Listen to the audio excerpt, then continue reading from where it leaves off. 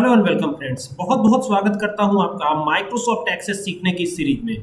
आज की ये वीडियो माइक्रोसॉफ्ट एक्सेस को है। जी हां, अटेंडेंस शीट को ही लेकर के ये वीडियो है। और खास बात ये है ना कि अटेंडेंस शीट एक दिन की रिकॉर्ड नहीं करनी, 6 दिन, 7 दिन, 10 दिन, 15 दिन, इस तरह की अटेंडेंस शीट हमें बनानी है। माइक्रोसॉफ्ट एक्सेल होता तो बड़ा आसान होता ये काम, है ना। लेकिन एक्सेस एक डेटाबेस सॉफ्टवेयर है। कैसा सॉफ्टवेयर है? Database software. तो अभी एक्सेस में क्या कहानी है, एक्सेस की उस कहानी को देखेंगे और कैसे हम ये क्रिएट करेंगे, ये पूरा जानेंगे इस वीडियो में। तो चलिए आइए स्टार्ट करते हैं इस वीडियो को। सबसे पहले क्या करना है, आपको यहां से चलना है और एक्सेस को ओपन कर लेना है। मेरे पास एक्सेस का 365 वर्जन है, मैं इसी को इस्तेमाल करूंगा। आपके पास जो भी हो उसका यूज कर सकते हैं, नो प्रॉब्लम। ठीक है, यहां से आपको ब्लैंक डेटाबेस पे जाना है और जैसे ही ब्लैंक डेटाबेस पे जाते हैं तो आपके सामने एक ब्लैंक डेटाबेस आ जाता है। बाय डिफॉल्ट एक नेम आया हुआ है, नेम आया हुआ है डेटाबेस 31। मेरे में डेटाबेस 31 है, आपके में शायद कुछ और हो। तो आप चाहे तो नाम भी इसका चेंज कर सकते हैं, आपकी मर्जी। आप चाहे तो नाम चेंज कर लीजिए या इसको एज इट इज रहने भी दे सकते हैं, नो प्रॉब्लम। ठीक है, अभी यहां से हम इसको यही रहने देते हैं और क्रिएट पे क्लिक कर देते हैं। तो जैसे ही इस पे क्लिक किया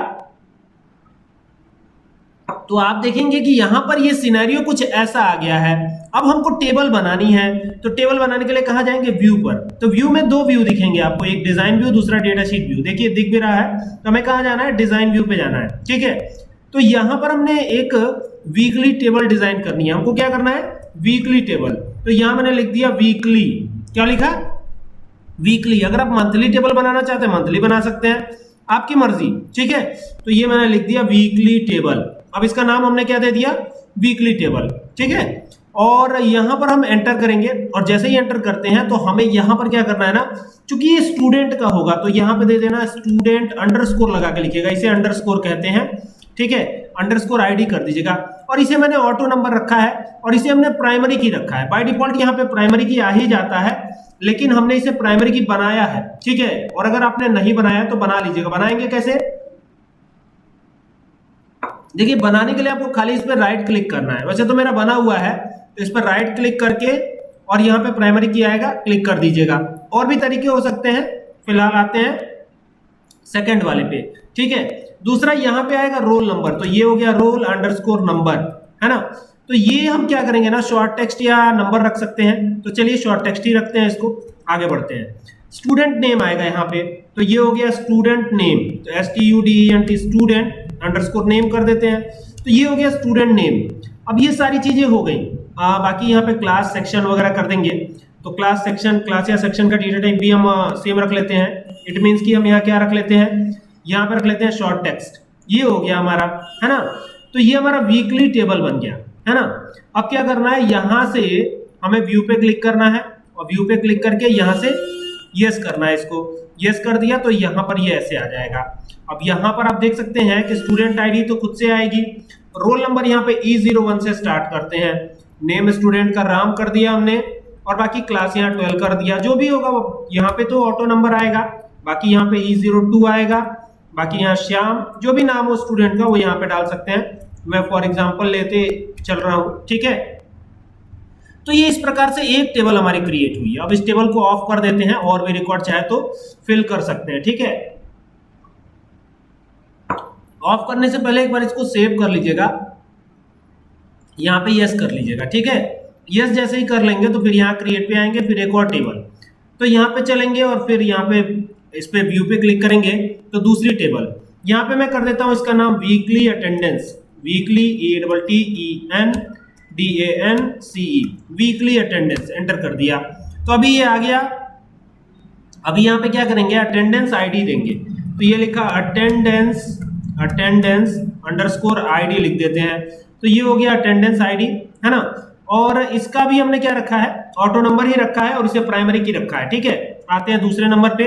यहाँ पे ना वीक स्टार्ट डेट करते हैं, week start date, START start date. तो ये गैप मत दीजिएगा, अगर आप अंडरस्कोर नहीं दे रहे हैं बीच में तो गैप मत दीजिएगा, ये ध्यान रखिएगा। और इसका डेटा टाइप क्या देंगे, date and time data type. तो यहां से आप ड्रॉप डाउन से चूज कर सकते हो डेट एंड टाइम।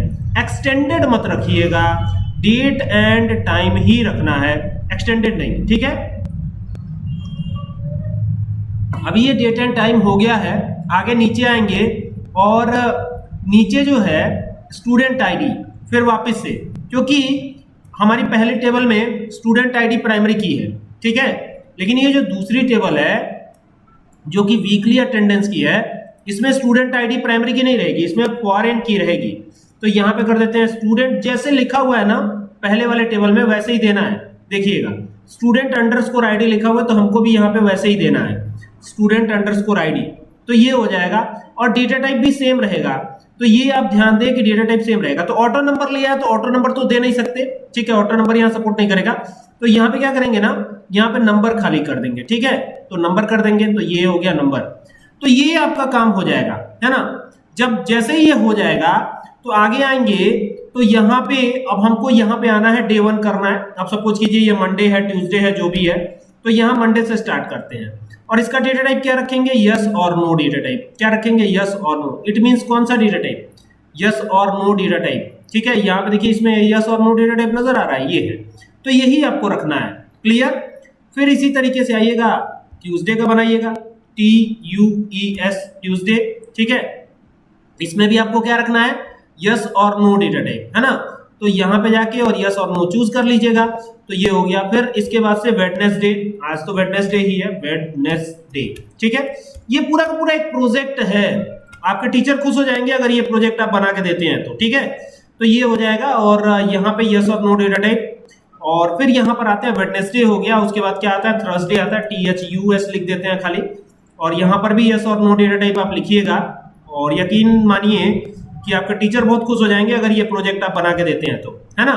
तो ये हो जाएगा। और उसके बाद क्या करना है, इसके बाद नेक्स्ट आएगा फ्राइडे, FRI, खाली FRI लिखते हैं। और यहाँ पर भी क्या रखना है आपको, यस और नो डेटा टाइप, ठीक है।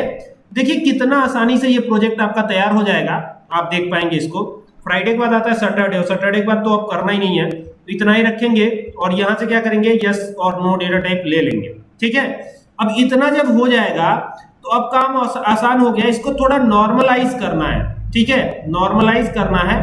तो नॉर्मलाइज जो है आप चाहे तो कर सकते हैं, रिलेशनशिप आप क्रिएट करा सकते हैं।